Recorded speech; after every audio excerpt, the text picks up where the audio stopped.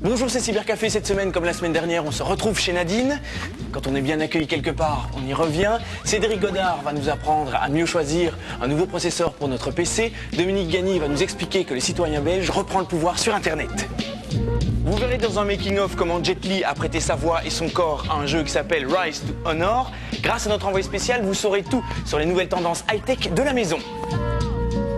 Gilles, nous l'avons découvert, est un samouraï. Et puis aujourd'hui, nous avons une guest star. Nous verrons que Marc Morgan se distingue également dans le monde du multimédia. On se retrouve tout de suite après le générique.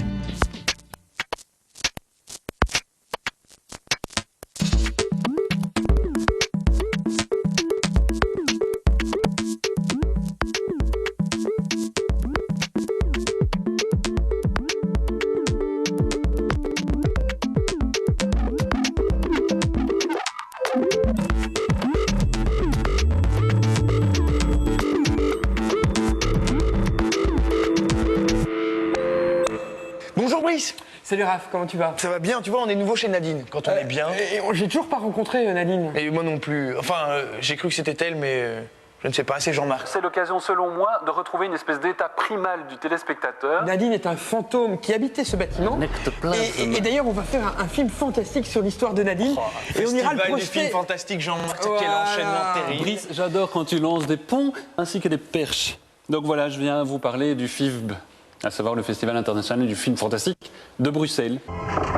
Mais pourquoi viens-tu en parler dans Cybercafé? Mais pourquoi? Mais parce que donc c'est la 22e. Après, je donne la parole à Brice parce qu'il n'est pas content du tout. C'est la 22e édition de ce festival complètement incroyable, où à mon avis, on a l'occasion de rencontrer les 3/4 des téléspectateurs de Cybercafé. Voilà, parce que c'est un festival qui est très prisé par les geeks, les passionnés d'informatique, aiment aussi les films d'horreur et particulièrement ceux de série Z. Oui. Les plus mauvais sont les meilleurs. Et je tenais à ajouter qu'on pense toujours horreur, gore, etc. quand on parle du FIFB, hein, mais qu'il y a aussi beaucoup de films fantastiques et de films de science-fiction dans cette sélection qui est énorme. Il y a à peu près 400 à 500 films qui sont entrés en compétition au début. Ils en sélectionnent 70, qui viennent principalement d'Europe, mais aussi des États-Unis et beaucoup d'Asie. J'y reviendrai. Et c'est l'occasion assez unique, selon moi, d'aller voir quelques pantalonnades américaines qu'on verra de toute façon sur écran, qui surfent sur la vague des manoirs hantés ou des films de kung-fu avec des vampires. Where is the fifth prince? Mais aussi, c'est l'occasion, selon moi, de retrouver une espèce d'état primal du téléspectateur qui peut enfin s'exprimer, hurler, crier. On gueule dans la salle, on mange, Voilà, on gueule. on fait tout ce qu'on n'ose plus faire, évidemment, dans un complexe de cinéma un peu plus installé. Et selon moi, c'est déjà un intérêt en soi. Ça fait partie du plaisir. Et puis de passer toute une nuit où ça sointe un peu la sueur, Voilà. le hamburger. Et on sait de toute Voilà. façon Ça fait que partie sur du les 3 plaisir. films, il y aura sans doute 2 navets ou de trucs tellement kitsch qu'on ne comprendra pas bien, mais qu'il y aura une petite perle. Et donc, dans ce tout venant, qui vaut de toute façon la peine, parce que c'est une espèce de festival de geeks, comme tu le dis, Brice, mais aussi de concours de body painting et de vampires. Et de vampires, le bal des Et puis vampires. pour Brice, il y a Linda Hardy qui sera là.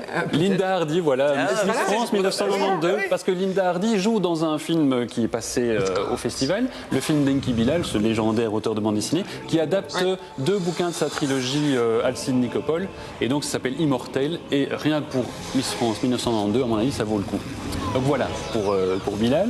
Et donc, moi, j'ai exhumé, donc, parmi tous ces espèces de films incroyables, quelques choses qui vont en tout cas me faire courir au FIFB. Et ça vient... Au FIFB. Ça vient principalement du pays du matin calme, à savoir là... Corée. Ouais, bravo, Brice. Yes. Comme Parce si que- tu l'avais pas dit avant. Parce que la Corée a envoyé vraiment massivement des films, que ce soit des animés d'une résolution, d'une classe, et ça pète dans tous les sens, incroyable.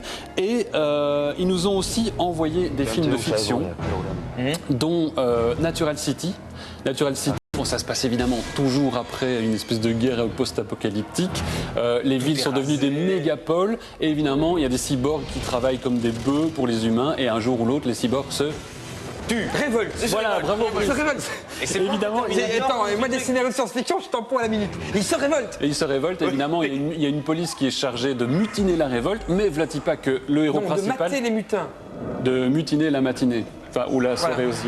Et donc, vlati pas que le héros principal a sa meilleure copine qui est devenue une... Cyborg. Non. oui, et donc il a un peu mal évidemment parce que. Elle s'est fait implanter. Voilà. Je veux qu'il ait un peu mal si sa copine est voilà, et attendez parce que j'ai plein de films. Pouf, elle a plus de sortir. Je suis assis. Donc ça c'est Natural City, c'est époustouflant, donc c'est une espèce de mix de Blade Runner, Terminator 3, mais toujours matinée de cette espèce de concept coréen.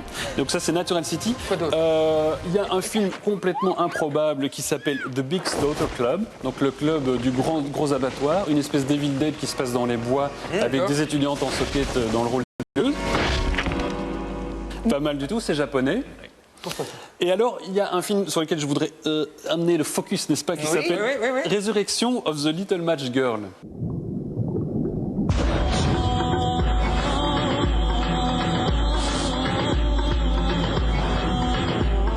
Donc la résurrection de la petite fille aux allumettes, qui est une adaptation coréenne high-tech à la Matrix du conte d'Andersen. Non. C'est un livreur de tofu en mobilette qui rêve d'être programmeur et un soir de beuverie, il rencontre une fille qui lui file un briquet. Sur le briquet, il y a un numéro de téléphone, il téléphone et là c'est un jeu, mais seulement un jeu où il faut aller sauver la petite fille aux allumettes.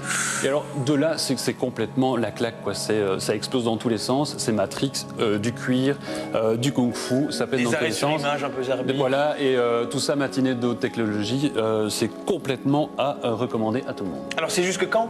C'est jusqu'au 27 mars. Voilà. Il faut s'y précipiter. Toi, geek, tu sais quoi faire jusqu'au 27 mars. Je vais un peu faire l'imbécile et ne pas assumer la conséquence de mes actes. Toujours dans le fantastique, mais dans le sens, oh, c'est fantastique alors. Hein, cette fois avec Gilles. T'es venu avec un excellent jeu, V of the Samurai. Oui, un jeu qui nous vient directement du Japon, hein, comme c'est étonnant. Qui est un des jeux que j'avais vraiment aimé dans sa première mouture, puisque justement, il proposait un mélange un peu particulier. C'est un jeu assez novateur. Est-ce que c'est un rapport avec le film de Jim Jarmusch ou pas du tout? Est-ce que c'est un rapport avec la sauce samouraï qu'on mange sur les films, qui est aussi un mélange un peu particulier? Non plus. Non, le principe de Way of the Samurai, c'est un jeu d'action-aventure où en fait le héros qu'on va incarner, qui est un samouraï déchu, un ronin, donc qui débarque dans une ville qu'il ne connaît pas. Donc c'est quelqu'un qui est perdu, qui doit justement trouver sa voie, puisqu'il n'est plus à la charge d'un maître comme l'enseigne, le code des samouraïs, le bushido et toutes ces choses-là, très très basées sur l'honneur. Donc on est un samouraï, on débarque et en fait le jeu est divisé en une série de rencontres, comme on fait, il y en a beaucoup dans le jeu, et chaque commande de texte qu'on choisira parmi les possibilités donnera un sens à l'action. Donc en fait le principe de ce jeu-là, c'est qu'on doit vraiment choisir sa voie, donc jouer une crapule ou un noble samouraï, choisir son camp, ou bien rester un samouraï noble. Est-ce que le jeu est fort scripté ou est-ce que tu peux te balader librement dans la ville? Il y a les deux, puisqu'en fait toutes les rencontres sont scriptées, mais justement l'intérêt ici c'est qu'elles sont très bien scriptées, que le scénario est largement travaillé, pose toute une série de pistes qui sont extrêmement différentes les unes des autres. Donc il y a plusieurs fins possibles. Mais tu peux bouger librement ou tu suis un chemin? En fait, on peut bouger librement, mais les rencontres qu'on fait engendrent d'autres actions et ainsi de suite. Alors je vois pas mal de scènes de combat genre hack and slash, mais à quoi servent ces scènes de combat puisque c'est apparemment un jeu d'aventure? Bien justement, c'est là l'intérêt, puisque généralement dans ce genre de jeu, on se retrouve avec un sabre, on aura tendance à aller tuer tout le monde.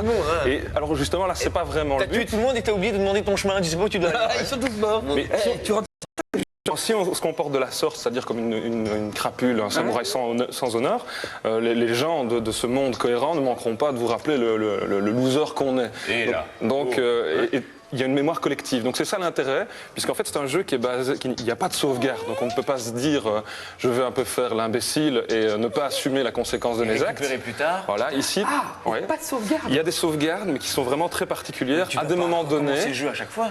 Non, en fait c'est un jeu qui est assez court et qu'on peut terminer très facilement. L'intérêt de ce fait ailleurs, puisque ici le plaisir sera vraiment de faire des choix pour donner un sens bien précis à l'histoire et arriver à une des multiples fins possibles. Alors toi tu adores ce jeu? Moi j'aime beaucoup ce jeu parce que justement il conscientise le joueur en essayant de le responsabiliser dans ses actes, à jouer à être bon, mauvais, et justement le principe de sauvegarde empêche ça, puisqu'une fois que la partie est sauvegardée et qu'elle est chargée juste après pour poursuivre l'aventure, elle s'efface. Ce qui veut dire que si on éteint sa console... Ah oui, donc tu ne peux pas revenir en arrière en fait. Voilà, il faut... Tu peux sauvegarder. on sauvegarde, on quitte. Ah, c'est intéressant. Et tout est basé là-dessus, puisque en fait le problème de ce C'est jeu-là... un peu comme dans la vie en fait. Oui, donc il faut assumer. C'est profond. Tu peux pas faire tout dans la vie. Non. C'est ça le problème. Oui, en fait, l'intérêt du jeu, c'est justement de terminer une première fois le jeu, de recommencer. Donc, vraiment un principe très japonais de souffrance et de plaisir. À chaque fois, recommencer inlassablement. Et là, justement, on découvre tout le côté caché de ce jeu assez formidable. Et il est sorti sur quoi, ce jeu? Uniquement sur PS2, ça débarque dans le courant du mois d'avril, début mai. En tout cas, on espère que va trouver sa voie parmi les joueurs un peu plus audacieux qui auront envie justement d'avoir quelque chose d'un peu particulier. Mais malheureusement, c'est un jeu qui atteindra peut-être difficilement le grand public. Donc, comme Gilles, devient un samouraï. Oh non!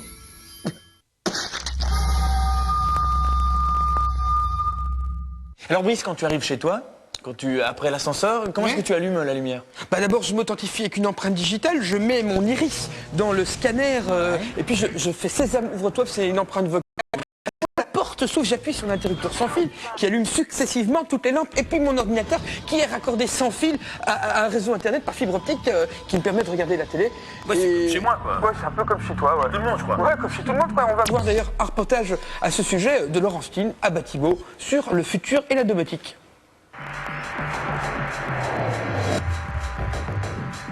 Nous nous sommes baladés dans les allées du salon Batibo pour découvrir les nouvelles tendances technologiques pour la maison. Première constatation, l'émergence de la radiofréquence, entendez le sans fil.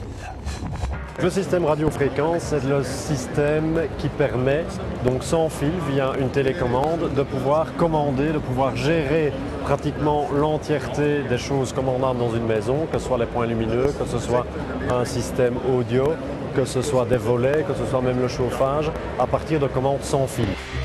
Ainsi, les interrupteurs deviennent sans fil. Lors d'une rénovation, ce système est particulièrement pratique.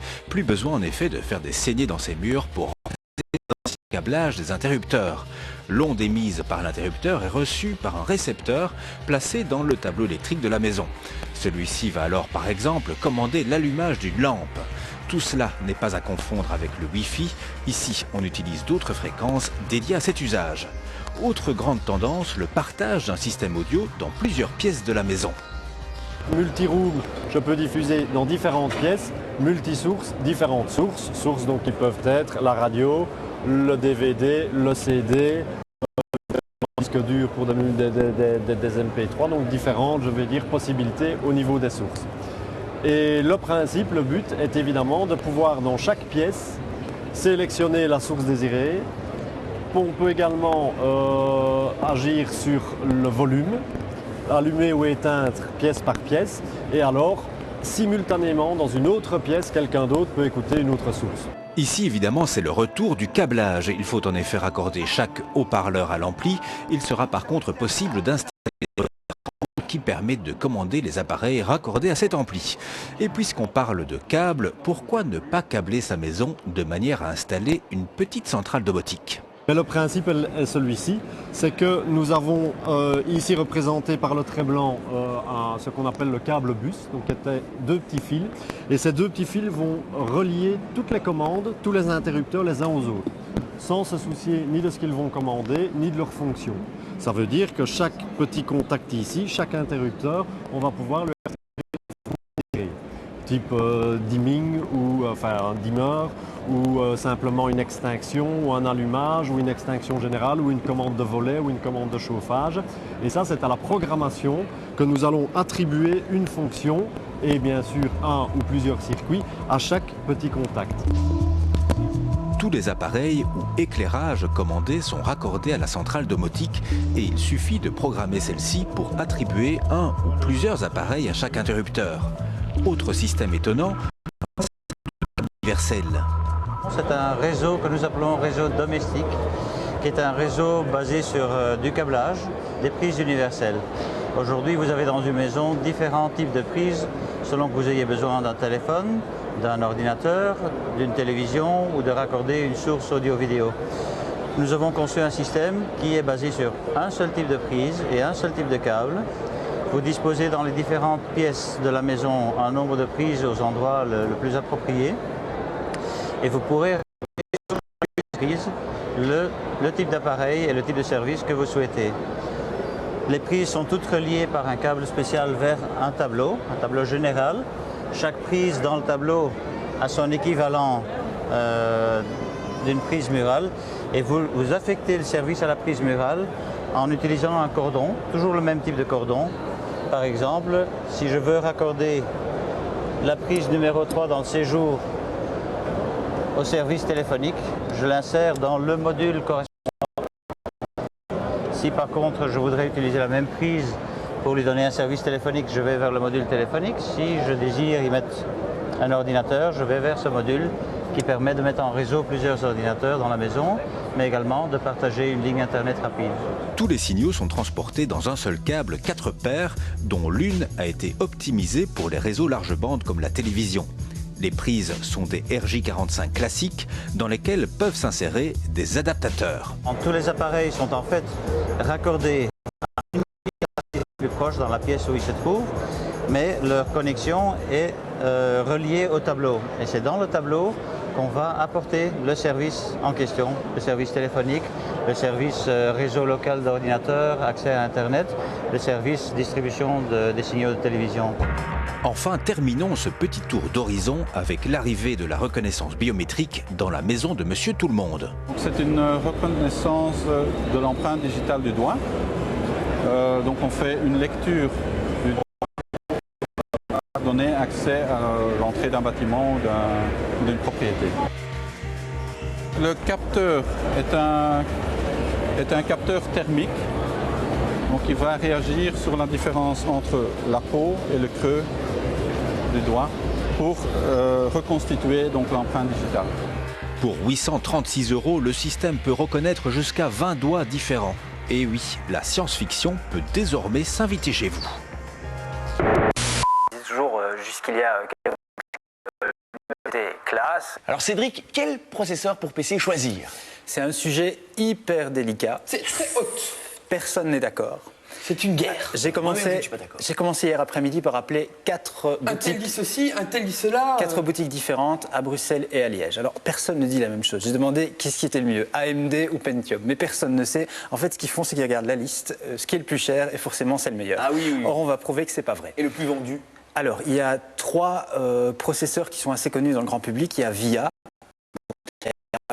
mais que je n'ai pas pu citer parce qu'il y a trop de choses à dire pour les 2 autres. Ouais. Il y a Pentium d'Intel, bien entendu, et puis AMD, qui fait des processeurs qui ont rattrapé un retard technologique et un retard aussi au niveau de la réputation. On disait toujours, jusqu'il y a quelques temps de cela, que le Pentium c'était classe et que AMD c'est ce qui était un petit peu plus prolétaire finalement. Eh bien, Pentium n'a pas beaucoup évolué depuis 1 an. C'est ce qu'on comprend en lisant les benchmarks avec le Pentium 4 qui a gagné quelques centaines de mégahertz mais qui n'a pas gagné en technologie vraiment. Par contre,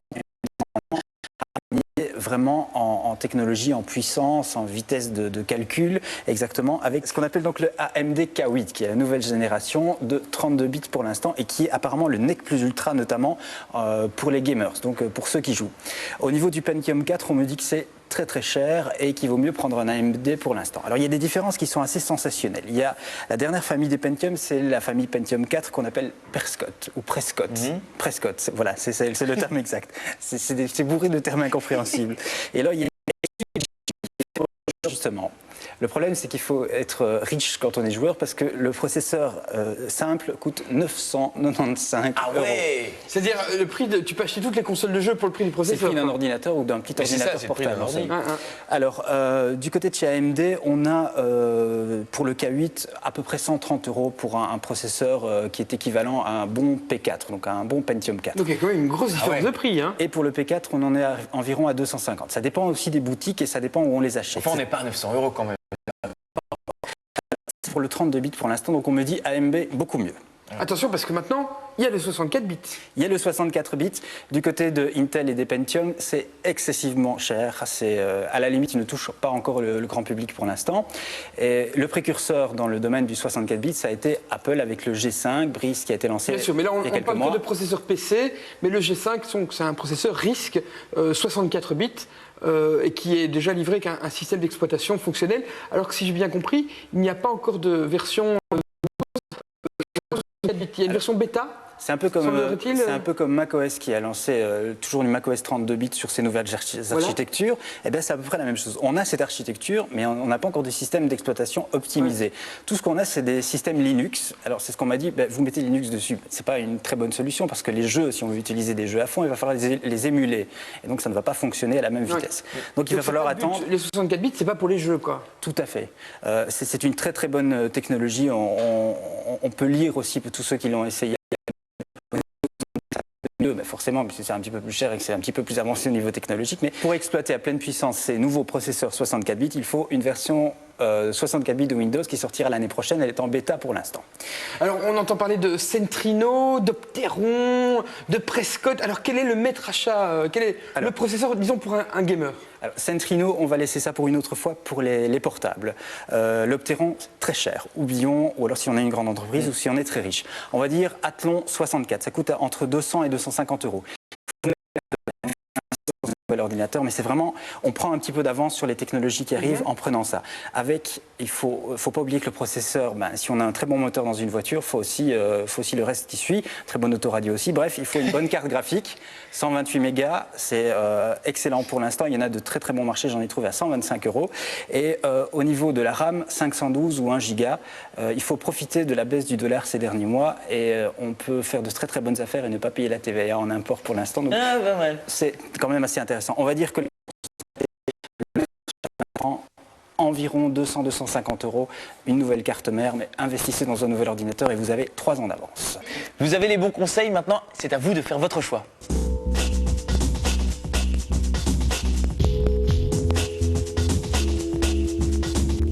Je passe pas autant de temps que votre collègue Gilles, qui a toujours des cernes. Nous recevons Marc Morgan, mais nous recevons l'autre facette de l'artiste. Voilà, la face cachée de Marc Morgan, qui est également professeur de multimédia à l'ERG.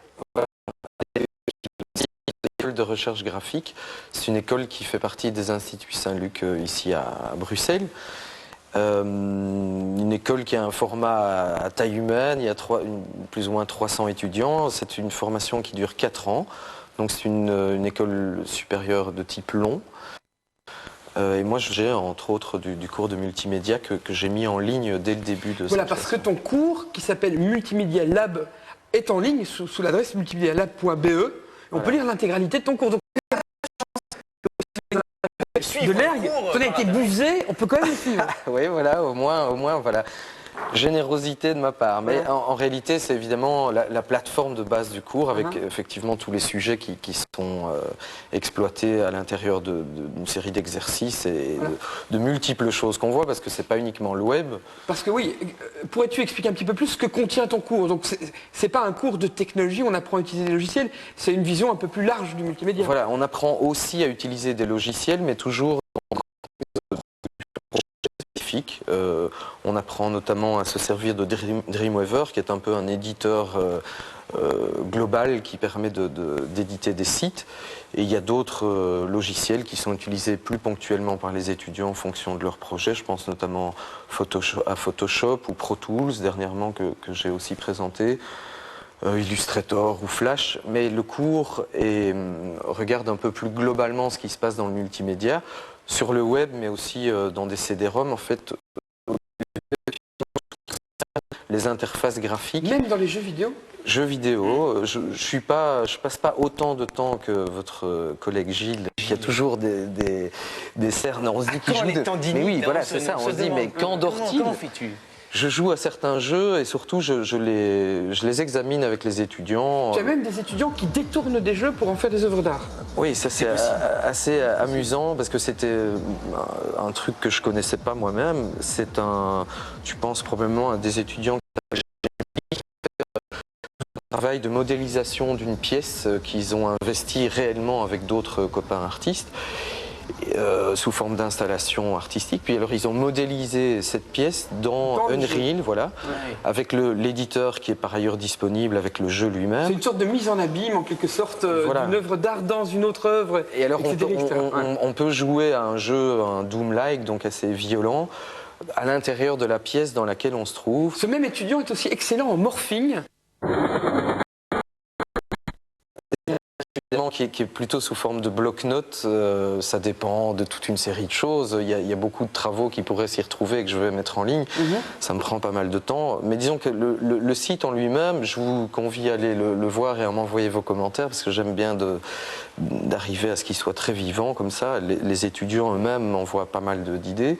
Il y a effectivement une galerie, il y a tous les petits modules, tous les thèmes qui sont exploités. Toute une série d'infos qui concernent l'ERG, et notamment des journées portes ouvertes. Tout à fait. Donc le 19 et le 20 mars, ça se trouve rue du Page, à Ixelles, évidemment sur les lieux de l'école de recherche graphique. Et là, il y a un panel de toutes les disciplines qui sont présentées, pas uniquement par les gens qui font du multimédia, mais comme, disons que la pédagogie de l'ERG est assez basée sur le côté pluridisciplinaire, il y a toute une série, enfin ça passe du design graphique à la photo, des artistes qui font de l'installation, de l'illustration, de l'image narrative. Et toutes ces disciplines se côtoient, il y a beaucoup de proximité, beaucoup de richesses qui font que, par exemple, je ne sais pas, au hasard, un dessinateur de BD peut switcher vers des pratiques plus multimédia ou d'animation. Voilà, par exemple. Ce genre de Donc en fait, c'est une école comme beaucoup d'écoles artistiques qui donne les outils et c'est aux élèves de développer eux-mêmes leur talent, quelque part. Bah, ils sont là pour ça. Moi, je suis là surtout pour les accompagner techniquement, pour leur apprendre une série de choses, évidemment. Et ça va intéresser beaucoup. Peut-on se former au métier de l'Internet, au métier de technologie dont on parle dans l'émission? Voilà. Donc l'ERG, c'est une piste. Est-ce qu'il y a une limite au nombre d'inscriptions? Non, pas vraiment. Non. Bon, c'est une école qui est très souple. Moi, je la trouve vraiment très excitante parce qu'elle a un petit format. Ça fait partie de Saint-Luc, qui est un peu une usine à gaz. Mais voilà. Okay. Merci d'être venu nous parler de ton site et de ton cours, de l'autre aspect de l'homme. Avec joie. Donc, si vous aimez le multimédia, les portes vont s'ouvrir à vous. L'avenir des mobiles et un petit livre avec Gilles. Ouh, c'est jeune.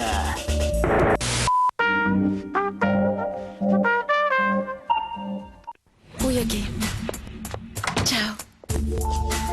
Nous avons été parfaites, ma belle. Grâce à toi, j'ai marqué des points ce soir.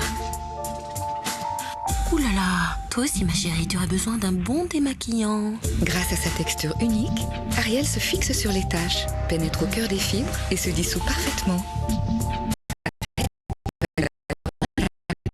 On fait une belle équipe, toutes les deux. Vous aimez vos vêtements? Exigez l'impeccable. Ariel. Voici Monsieur Propre Surface Fragile. Grâce à sa formule au pH neutre, il nettoie à fond sans abîmer vos sols en pierre naturelle. Sa magie, c'est sa puissance. T'as vu, il y a un nouveau Passendal. Prélude. C'est bon. Frais. On n'en laisserait pas un peu pour les enfants? Non.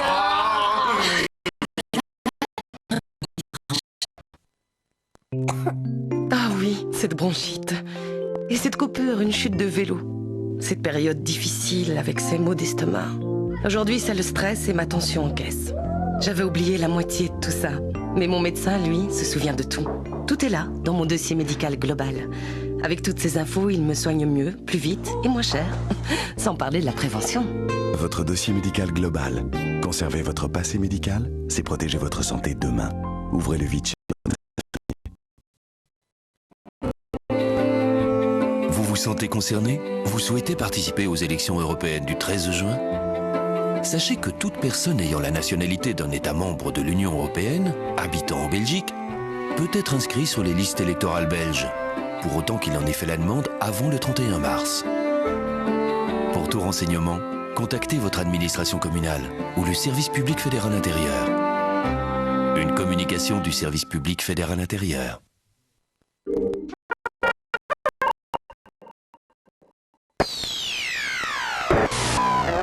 Qui capte le regard de l'utilisateur. On est de retour et Dominique, il paraît que le citoyen reprend le contrôle d'Internet. Qu'est-ce que ça veut dire? Reprend le contrôle, je ne le dirais pas, mais en tout cas, il est très actif sur Internet, le citoyen. Aux côtés de tout ce qui est commercial, aux côtés de tout ce qui est chat, messagerie, échange, jeu. Ouais, autre chose que d'aller télécharger de la musique. Exactement. Il y a une grosse réappropriation de l'Internet par le citoyen au travers de ces associations. Il y a 100 000 associations en Belgique. Il y a les partis politiques qui sont très actifs, qui font des sites interactifs, et il y a des communes aussi qui sont assez nombreuses sur Internet et qui, de plus en plus, font des sites compliqués et assez lourds. Et ce qui est chouette, c'est qu'on a une spécialiste des villes virtuelles avec nous. Béatrice Van Bastelaar, qui est venue nous parler de ces sites. Alors, c'est quoi le site d'une ville? Est-ce qu'ils sont bien ou est-ce qu'ils sont encore un petit peu froids? Ils sont en cours d'amélioration, on va dire. Ils sont encore un peu trop pour le citoyen dont Dominique parle. Ils sont encore souvent comme des sites un peu vitrines de l'administration qui dit voilà ce que je fais, voilà ce que je peux vous offrir, mais pas comme des sites qui permettent aux citoyens d'une ville ou à des entreprises même de participer davantage à la vie de la commune. Je trouve que cet aspect citoyen... Qu'est-ce qu'on devrait trouver, Béatrice, alors sur un Mais tu peux site trouver idéal par de exemple, c'est pas nécessairement lié à un site, c'est-à-dire que si tu vois, il y a des exemples en France où il y a toutes des initiatives qui sont prises autour du site. Bon exemple, la ville de Brest, qui est tout à la pointe de la Bretagne. Par exemple, il y a un échevin, donc un adjoint au maire, qui est chargé des nouvelles technologies et de l'éducation citoyenne à Internet. C'est tout de même un sacré progrès. Hein. Oui, et puis dans ce cas-là, on pense à tout. On pense à des points d'accès à Internet. On pense, toi, ça fait partie d'une démarche globale et cohérente. C'est pas seulement un site, c'est former les jeunes ou les chômeurs à l'utilisation d'Internet. C'est donc mettre des points d'accès publics comme à Brest. Tu dis, il y en a 60 sur toute la ville, c'est quand même énorme, qui sont dans des... C'est vraiment penser de manière générale au développement d'Internet et à l'appropriation d'Internet par les citoyens. Aujourd'hui, c'est rare. En fait, le site sert un peu de vitrine pour les gens extérieurs à la ville, mais les citoyens ne participent pas eux-mêmes vraiment à la vie active sur Internet de leur ville. Oui, parce que ça reste encore trop l'idée de... En tout cas, les concepteurs de ces sites et les responsables communaux ont encore trop l'idée de la ville, la commune, c'est l'administration, point à la ligne, et c'est pas l'élément central de la vie locale. En tout cas, pas suffisamment. Peut-être qu'ils ne sont pas encore nécessairement compliqués, mais certainement pas encore assez tournés vers l'utilisateur et vers le citoyen. D'accord. Mais Béatrice est aussi très active sur le nouveau portail de la région wallonne. Wallonie.be. Wallonie.be. Inauguré depuis le 5 mars. Qu'est-ce qu'on trouve dans cette nouvelle version, Béatrice? On trouve une présentation de l'info qui justement se veut plus orientée utilisateur qu'orientée administration. Avant, sur le site de la région et encore sur différents sites de la région, on trouvait une présentation l'administration ceci fait cela. Mais le citoyen, c'est pas ça qui se pose par rapport à ce projet-là. Donc l'information est présentée sur le portail dans cette logique ligne de vie, comme on appelle ça, où les grands événements de la vie. Je me marie, je dois me loger, je cherche du travail. Et les gens ne savent pas nécessairement qui va pouvoir les aider. Est-ce que c'est la région, est-ce que c'est les communautés, est-ce que c'est le fédéral? Enfin, on est dans un pays complexe. Vous aviez beaucoup soigné l'ergonomie parce que je trouve que la c'est assez simple d'utilisation. Oui, la navigation est facile. Hein. Mais on a effectivement beaucoup soigné l'ergonomie. On a fait des tests avec des utilisateurs, avec des techniques d'eye tracking pour voir sur base d'un... C'est une espèce d'une machine qui capte le regard de l'utilisateur. Donc on lui pose une question vers où il va.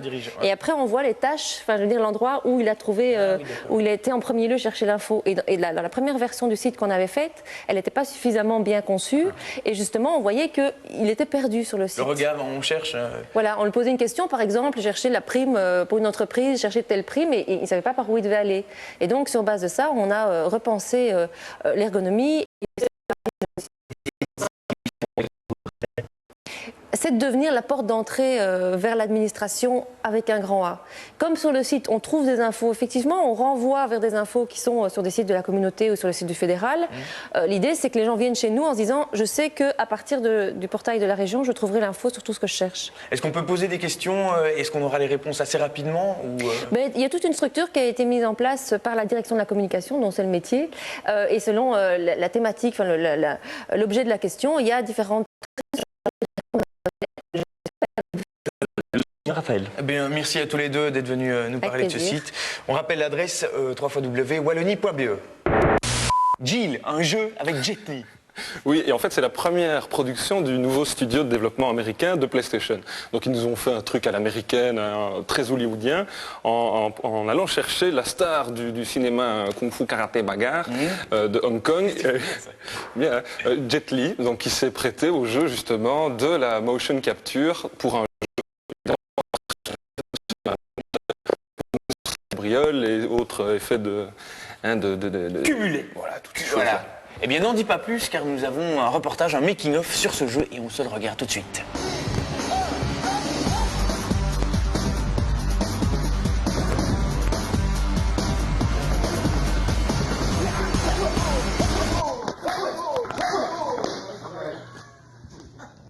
Years ago, we don't have a game. It's like a concussion.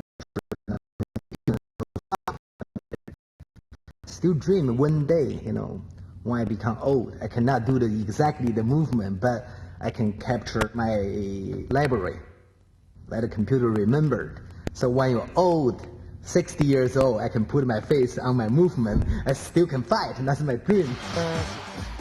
Hi, I'm Brian Roush. I'm the manager of the Sony Computer Entertainment of America Motion Capture Group. And in the Rise to Honor project, in order to get Jet Li's movements into the game, we relied heavily. You see, it's actually part of a motion capture camera. The idea in being surrounded by all of these cameras is that each one independently is taking snapshots many times per second of any reflective object located on the stage. Now, in order to capture human motion, we place markers in key areas on the actor's body. The computer then basically connects the dots. And what we get on screen is something similar to a human skeleton. Making a movie, you got a 12 shots because each shot takes you hours, 40 minutes to lighting, to capture one movement. But here, just everything already. You just come in, do it. Like yesterday, in 3 hours, I captured 260 movement in 3 hours. Maybe if we use that movement in the movie, need 6 days to shoot. So here, just capture. 我會喺好多地方我自己分咗鏡頭，即係我每個鏡頭我會點樣拍，點樣覺得個力度出嚟。呢度咧就冇分鏡頭，就係佢全部鏡頭擺晒喺度，咁你就會去度嗰個動作。度個動作，即係其實我覺得最大嘅 difference 就係可能佢後期咧，可能因為佢幾廿部 camera 啦，可能佢拍嗰陣時咧就一次拍晒。咁分個鏡頭咧就唔係我去分嘅，可能將來係 presentation 佢去分個鏡頭。其實你會好大 difference， 你又盡量可以將個。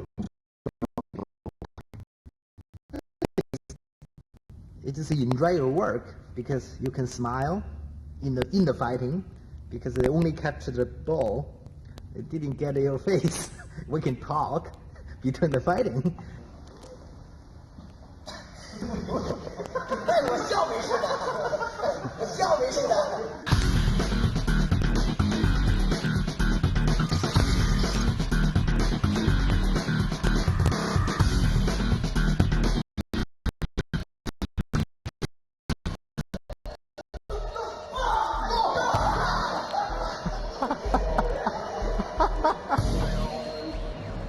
Alors on voit que cet homme a donné de sa sueur. Est-ce qu'il a donné pour quelque chose de valable ou pas? Moi je trouve ça pas mal dans le sens où à partir du moment où on accepte le fait que c'est une super production, que c'est basé sur lui, sur ce qui l'intéresse, c'est-à-dire des films de kung-fu, de bagarre. Moi je m'y perds dans les genres, mais à partir du moment où on accepte ça, le plaisir se retrouve justement dans la maniabilité. Quand même, c'est que ça ne se rend pas de façon traditionnelle comme on a pu le connaître dans les jeux de combat, donc croix, rond, carré, toutes ces choses-là. Ouais. Ici, ils ont essayé un pari plutôt audacieux qui témoigne d'une nouvelle tendance. En fait, les mouvements de Jet Li sont contrôlés à partir du stick analogique droit, donc d'un joystick.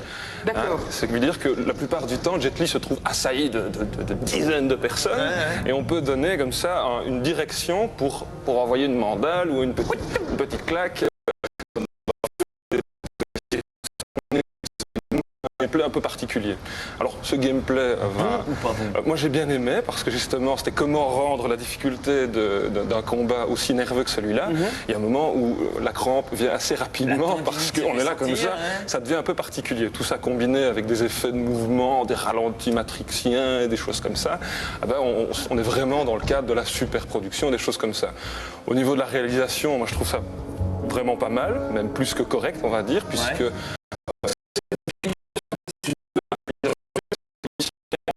Mais ce qui est agréable, c'est de se dire que c'est, encore une fois de plus, c'est la surenchère, hein, puisque Jet Li passe à travers des fenêtres, il fait des... c'est vraiment... C'est un peu ces films, quoi. C'est l'image de ces films. Et justement, ici, ce qui est intéressant, c'est qu'on aime ou pas, c'est le joueur qui est aux commandes de tout ça. Est-ce que ça va sortir prochainement sur d'autres consoles? Ça ne sortira que sur PlayStation, puisque c'est développé par leurs soins. Et en tout cas, ça plaira aux amateurs de superproduction, de kung-fu, et plus précisément aux fans de Jet Li, qui, ici, seront certainement ravis dans ce jeu. Donc, comme a dit Confucius, ce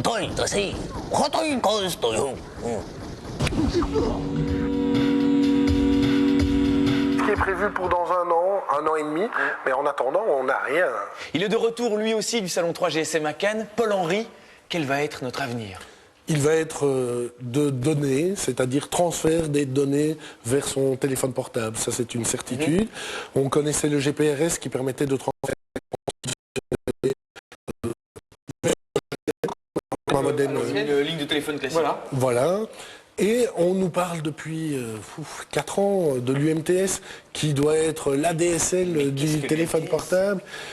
C'est aussi du transfert data, ça doit pouvoir nous permettre de faire de la vidéoconférence, de transférer de la vidéo, des données, des programmes. Enfin bref, de jouer avec son téléphone portable comme on joue avec sa ligne ADSL aujourd'hui sur son PC. Mais on l'attend depuis tellement longtemps que...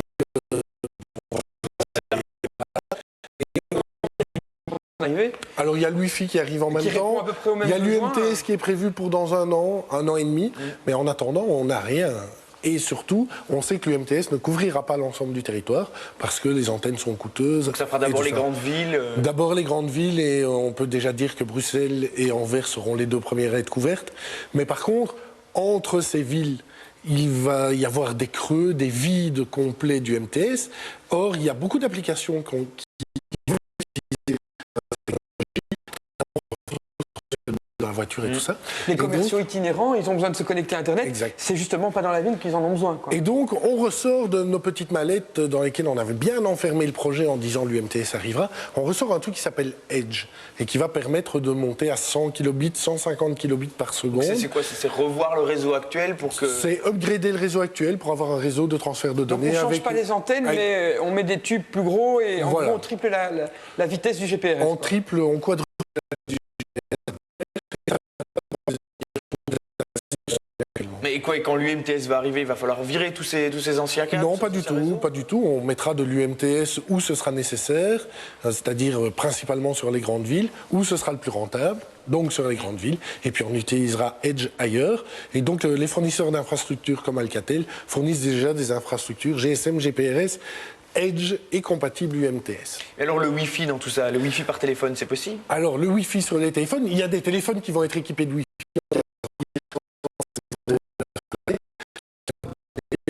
GPRS, tout ce qu'on veut, mais pour l'instant, ce qui se passe, c'est qu'on a différents opérateurs, des opérateurs de téléphonie mobile qui mettent des points d'accès Wi-Fi, mais aussi d'autres sociétés qui mettent des points d'accès Wi-Fi payants, et il n'y a pas d'homogénéité là-dedans. Les opérateurs de téléphonie mobile, et eux, ce qu'ils veulent faire, c'est faire en sorte qu'on ait un seul abonnement, GSM, GPRS, Edge et Wi-Fi intégrés, et évidemment que ce soit eux qui soient les seuls.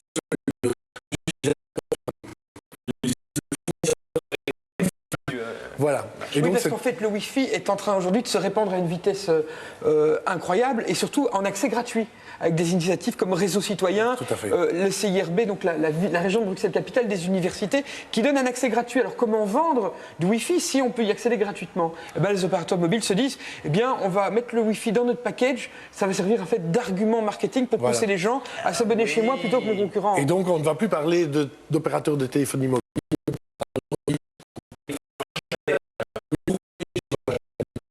Pour le Wi-Fi, c'est quelque chose qui se passera avec les PC principalement et les PDA. Mais comme le mariage entre GSM et PDA est pratiquement consommé, on peut imaginer qu'on aura tout dans un seul appareil. Bon, dès que tu as d'autres informations de ce type, tu es bienvenu. Raphaël rêve secrètement de Coralie. Coralie ne pense qu'à un être, Yasmine Bly. Brice, Sylvie nous a rejoint. Sylvie nous a rejoint pour nous parler de festivals. Les festivals.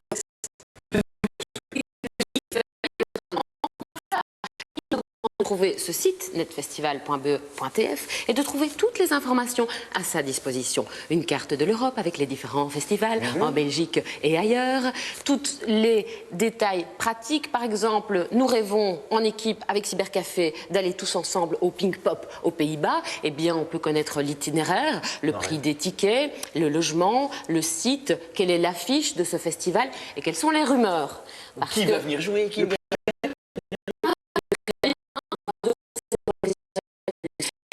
Comme tu disais, les rumeurs sont toutes aussi importantes que les têtes d'affiche parce qu'on connaît les désistements et parfois les caprices aussi en dernière minute en la matière. Alors tout ça, on le doit à un étudiant en communication de 22 ans, Julien Van den Beek, bravo. Bravo Julien. Qui a réalisé ce site, qui a besoin d'ailleurs de généreux bénévoles pour l'aider. Parce qu'il a quand même, ça représente pas mal de travail pour lui. Il va chercher toutes les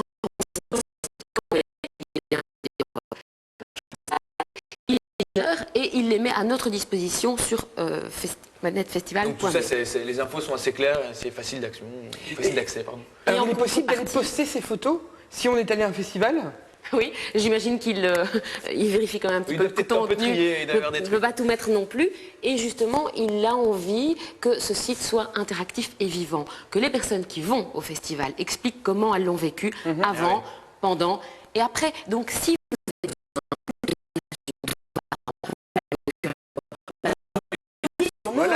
journalisme en ligne, papa, maman, c'est pour la culture. Génial. Un autre petit site? Un site. Ah mais oui, justement, on avait promis à sa maman de l'emmener au théâtre. Demain, Raphaël, nous allons au théâtre tous les trois. Au théâtre, le genre d'endroit où je vais jamais finalement. Justement, nous sommes là pour ça. On l'a promis à ta maman. Et demain, je vous invite parce que sur arsène50.be, si ce soir,